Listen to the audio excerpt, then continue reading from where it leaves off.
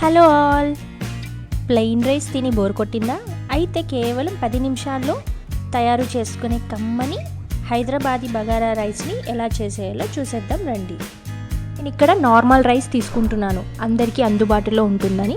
ఇక్కడ బాస్మతి రైస్ కూడా వాడచ్చు. నేను ఇక్కడ 2 గ్లాసెస్ మామూలు రైస్ తీసుకొని 2 to 3 టైమ్స్ వాష్ చేసుకొని 4 గ్లాసెస్ వాటర్ యాడ్ చేసుకున్నాను. అదే బాస్మతి రైస్కి అయితే 3 గ్లాసెస్ వాటర్ యాడ్ చేసుకోవాలి. 1 గ్లాస్కి 1.5 గ్లాస్ చొప్పున.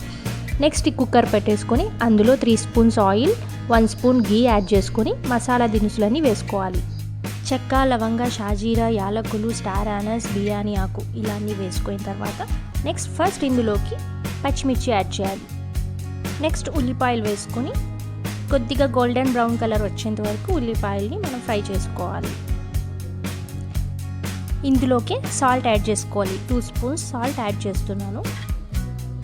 ఇదంతా కొద్దిగా బాగా మిక్స్ చేసుకొని మన ఆనియన్స్ అనేవి ఫ్రై అయిపోవాలి. ఆనియన్స్ కొద్దిగా ఇలా కలర్ చేంజ్ అయ్యాక ఇందులోకి మనం 2 స్పూన్స్ అల్లం వెల్లుల్లి పేస్ట్ యాడ్ చేస్తున్నాం. అంతా ఒకసారి మిక్స్ చేసుకోవాలి. అల్లం వెల్లుల్లి పేస్ట్ ఫ్రై అయ్యాక ఇందులోకి 1 కప్ పుదీనా, 1 కప్ కొత్తిమీర వేసుకోవాలి. ఈ bagara rice chicken fry, chicken కర్రీలోకి చాలా అంటే చాలా టేస్టీగా ఉంటుందండి. ఒకసారి ట్రై చేయండి. నెక్స్ట్ ఇందులోకి నేను 1 స్పూన్ కసూరి మేతి యాడ్ చేస్తున్నాను.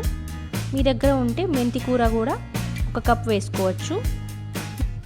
ఇందులోకి 1 స్పూన్ ధనియా పౌడర్ వేసుకోవాలి.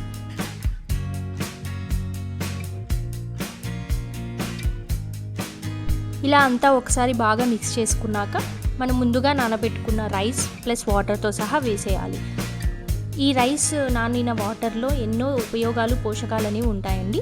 సో రైస్ కడిగిన వెంటనే మనకు దానికి తగ్గట్టు వాటర్ వేసేసి నానబెట్టుకొని ఆ వాటర్ కూడా యూస్ చేసుకోవడం వల్ల మనకు చాలా హెల్త్ బెనిఫిట్స్ అనేవి ఉంటాయి ఇక్కడ. ఇదంతా ఒకసారి నిదానంగా మిక్స్ చేసుకున్నాక ఇందులోకే నేను 1/2 చెక్క నిమ్మరసం వేస్తున్నాను. నిమ్మరసం వేయడం వల్ల అన్నం పొడి పొడిగా బాగా వస్తుంది. కుక్కర్ మూత పెట్టేసి మీడియం ఫ్లేమ్లో 3 విజిల్స్ రానిస్తే మన ఎంతో టేస్టీ అయిన బగారా రైస్ అనేది రెడీ అయిపోతుంది. చూసారా ఇక్కడ రైస్ అనేది ఎంత పొడి పొడిగా, ఎంత ఫ్లేవర్ఫుల్గా వచ్చిందో.